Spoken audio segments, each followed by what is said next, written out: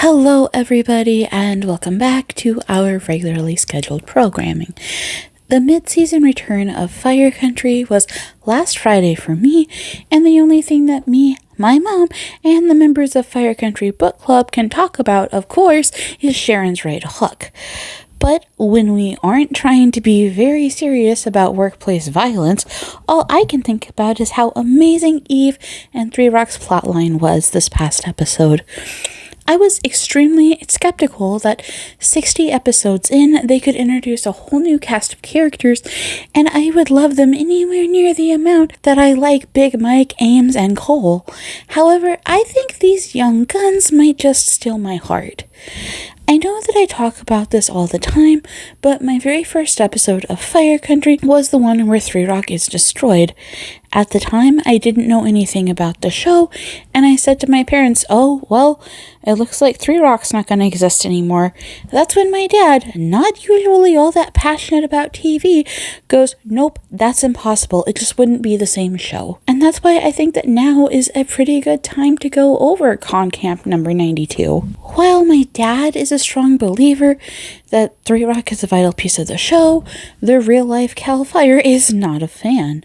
Before Billy Burke and Stephanie Archila were written off the show, the biggest controversy the show had ever seen was a press release the real Cal Fire sent out about how much the show is a misrepresentation of all-service firefighting. In particular, they took serious concern with how Bodhi is able to get away with things like hiding a cell phone, escaping the line, and punching Jake, all with almost no disciplinary action. While I very much understand the how much realism is necessary in fiction debate, media has a long storied history of not telling the truth procedurally, but telling the truth emotionally.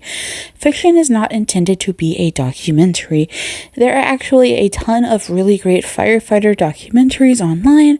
My personal favorite is 9/11, which started out as an engine crew in New York City being followed in the summer of 2001, and it took a wild turn when the North Tower was struck.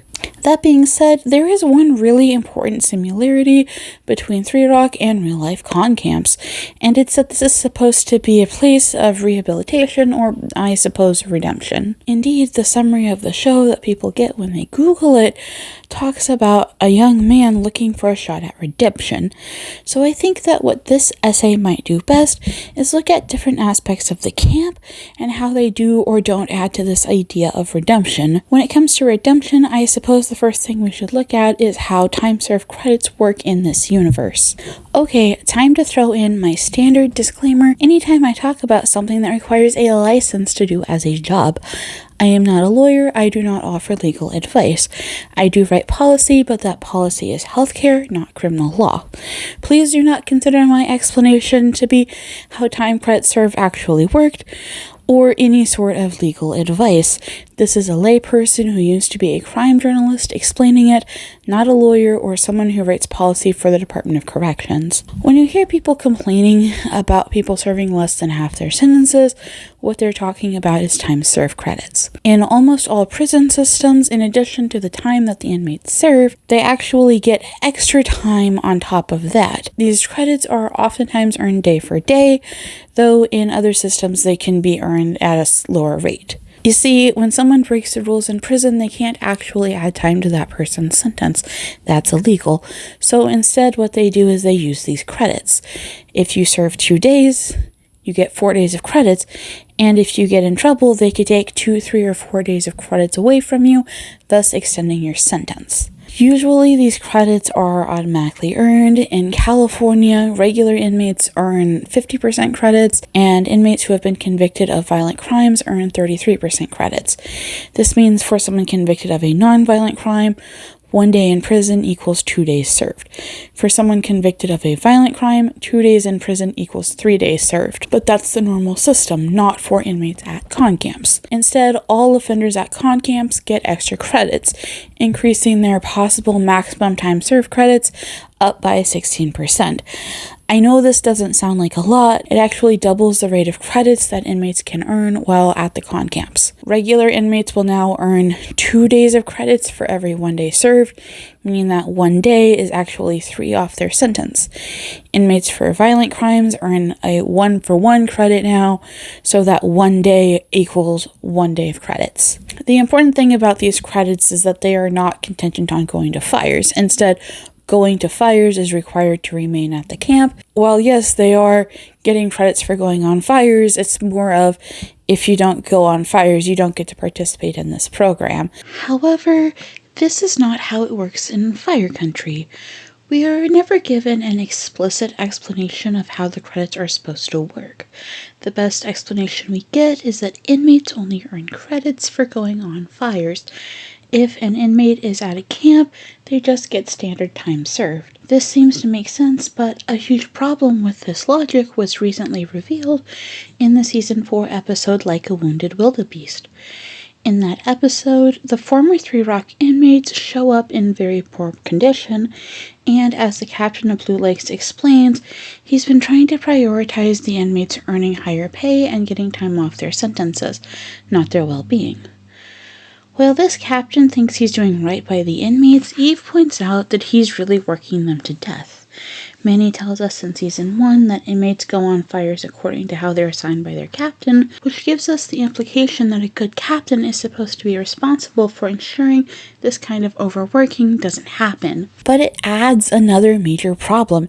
It gives the captain of Three Rock, a firefighter, not someone who is trained in justice or criminology, power over how much time an inmate serves, not a CDCR employee, a social worker, or anyone with any level of accountability to the public, the way that a board of parole has accountability via their appointment by the governor. Traditionally, people are intended to be granted parole or early release as a consideration that they were able to be rehabilitated in a shorter period of time than the maximum time on their sentence required. The idea that the con camp captain has control over who gets to earn credits for being rehabilitated is not new to Season 4. In the Season 1 episode, Like Old Times, Bodhi finds out Sharon is dying of kidney disease. Later that day, he goes to Manny to ask to be put on double or triple the fires he would normally go on in an attempt to shorten his sentence. And happy to help, Bodhi asks Rebecca for ideas to get a shortened sentence, and she comes up with him taking an education class. Manny denies the first and grants the second, largely due to how his relationship with Bodhi has changed between these two episodes. In neither instance does Manny's decision have anything to do with Bodhi's rehabilitation or his readiness to go back out into the real world as a productive member of society. How exactly we measure rehabilitation is messy. Sharon does say in Like Old Times that it's proving you're a changed person, but what boards of parole count as proof that you've changed varies based on the members involved. Oftentimes, it's some combination of remorse, evidence of being able to follow the rules while incarcerated. A common way this works is that inmates learn a trade or get a degree that they can then utilize when they leave the program. This would seem to be a major purpose of the Con Camp program. After all, we learn in the second episode that Manny was once an inmate at Three Rock under Sharon. He says that Sharon took a chance on him, and then when Sharon left the position of Three Rock captain to become chief of the division, she decided to promote Manny.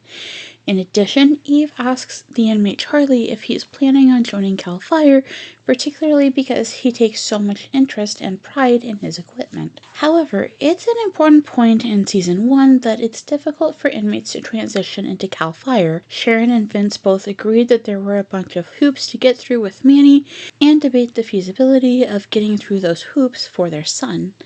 We find out in the Season 2 finale that there's a lot of union pushback about inmates joining CAL FIRE, and it's not entirely clear if cross-agency transfers are accepted, such as joining a different fire department or working for a private firefighting company like Nozzle than joining CAL FIRE. Though I feel like if this was a path into CAL FIRE, Sharon would use that to convince Vince that actually working for Nozzle is a good career move for Bodhi. Instead, the process as we learn it in Season 3 is that former inmates are put through what seems to be a more extensive training than the general recruits. The waitlist is over a year long, and Bodhi's class only has room for 6 graduates, 2 of whom end up working at Station 42. But it makes sense. The engine crews are shown, especially in Season 4, to have a lot more knowledge than the Three Rock hand crews. Also, while there are definitely hand crews that are not inmates in the Fire Country universe, such as Federal Wildlands firefighters under Paul Knox, it doesn't seem like CAL FIRE has any, meaning that the inmates don't have a clear path right into CAL FIRE. But this problem isn't unnoticed within the show. In Season 1, Eve has a goal of setting up the pre-parole program that would allow the inmate firefighters to more easily bridge into regular firefighting.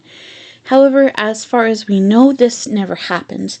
Eve was offered a position as head of the ConCamp program in the Season 2 finale I Do, but she turns it down because Cole says it's Luke's attempt to turn her evil like him, or to make her have shiny hair, one of the two. But rehabilitation is not just about leaving prison with tangible hard skills. I mean, after all, learning a trade program is not universal or free in prison.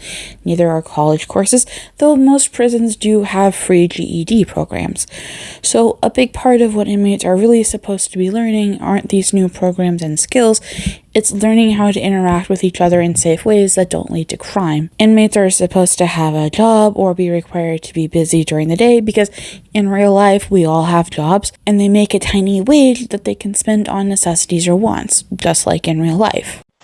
But there's a problem with this too, because really, the inmates aren't being taught necessary life skills, at least not in Season 1.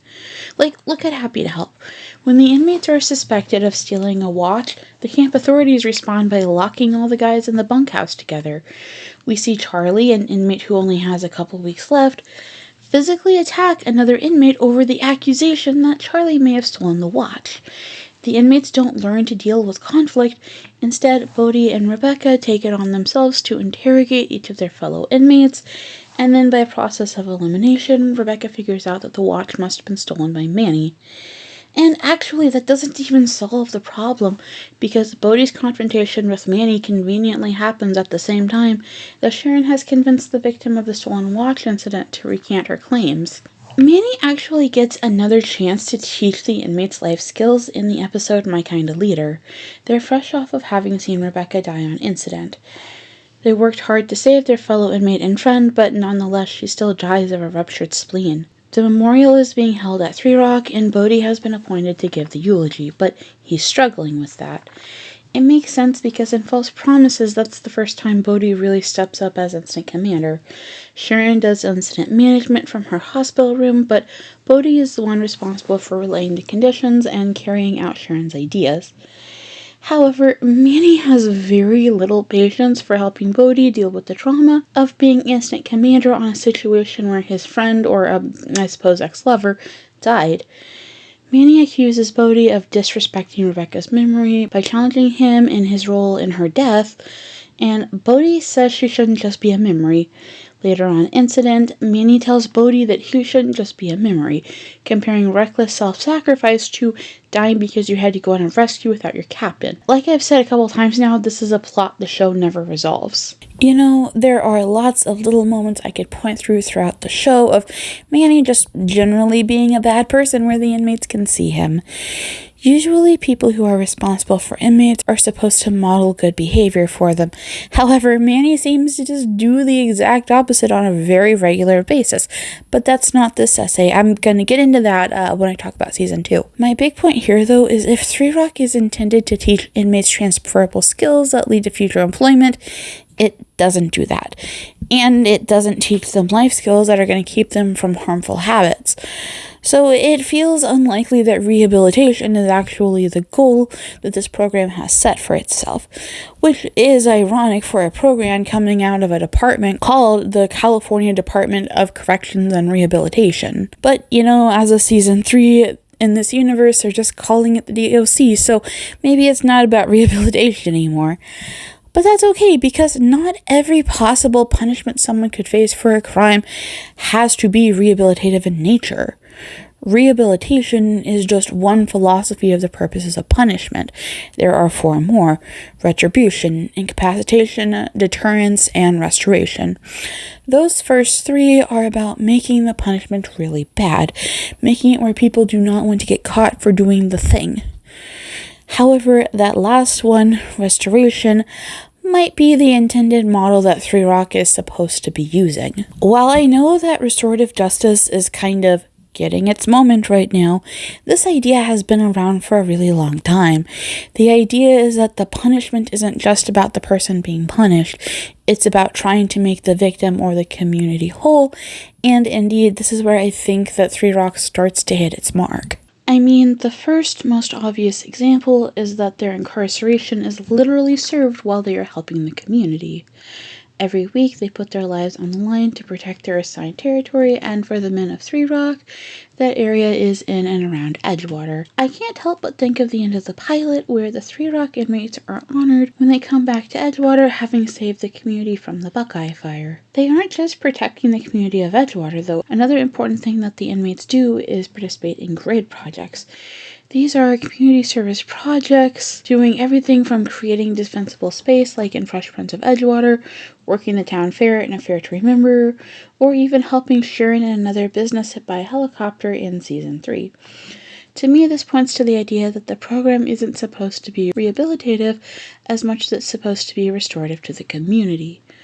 While the parade at the end of the pilot makes it seem like the inmates are beloved, I can't help but remember that not everyone in Edgewater is thrilled to have inmate firefighters living and working out there.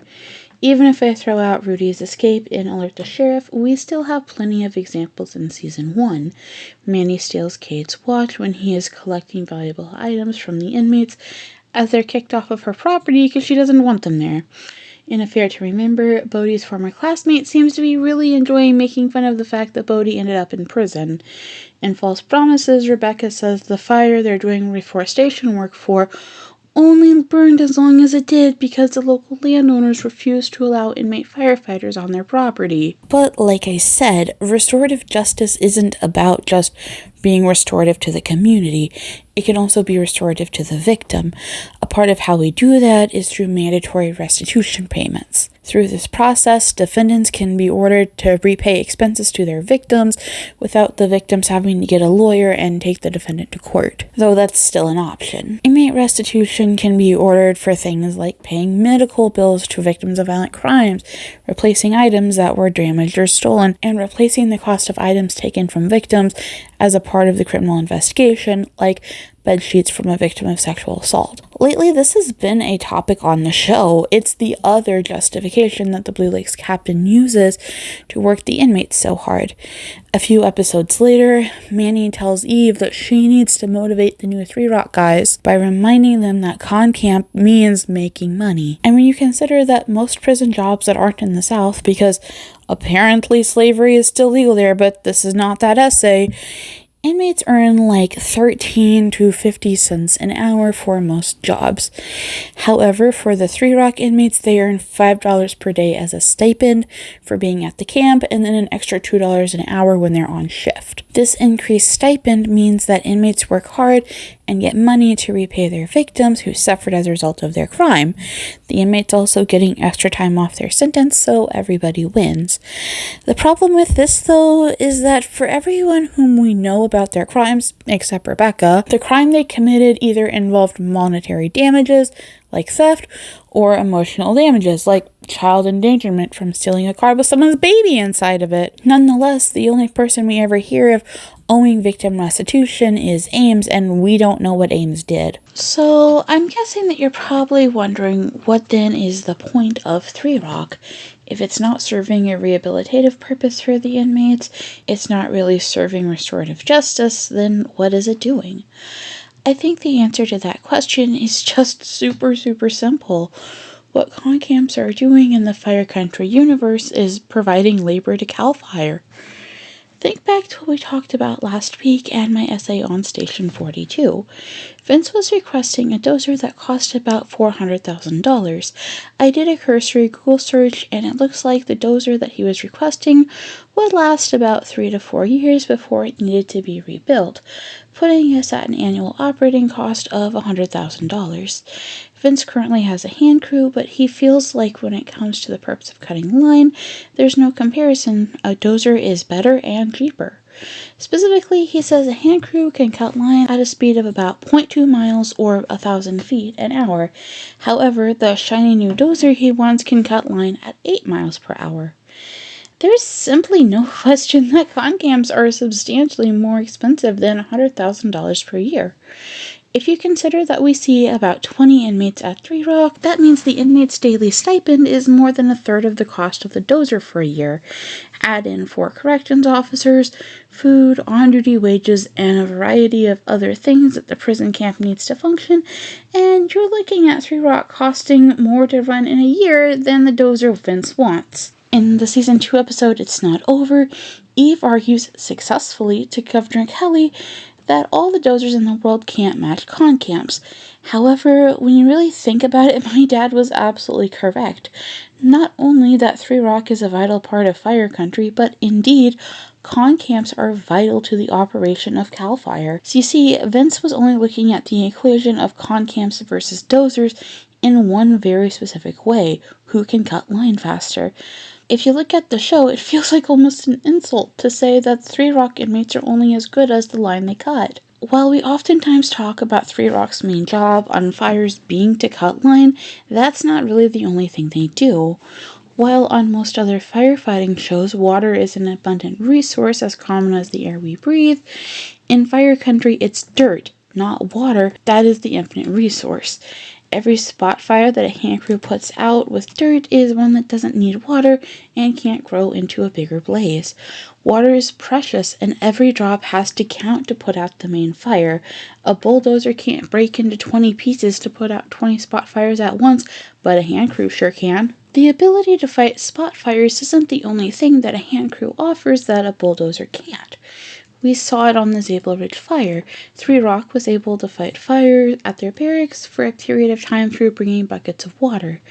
When they were redirected to Buena Vista, Eve put them on hoses because without a REMS team, members of Station 42 had to go inside to rescue Vince, Sharon, and Walter. In addition, in episodes such as Affair to Remember, the con camps are regularly performing community service, which builds trust between CAL FIRE and the communities they protect. This is something that requires real people, not expensive machines, to accomplish. But none of those are really the most important reason why a con crew is incomparable to a bulldozer. The real reason a con crew is incomparable to the benefit you would get from a bulldozer is that a con crew has people, and only people can save other people. I mean, think about it. In the Bodhi is Back arc alone, we have 4 near-death incidences for a firefighter where someone would have died if not for someone on a con camp, specifically Bodhi, stepping in to save the day.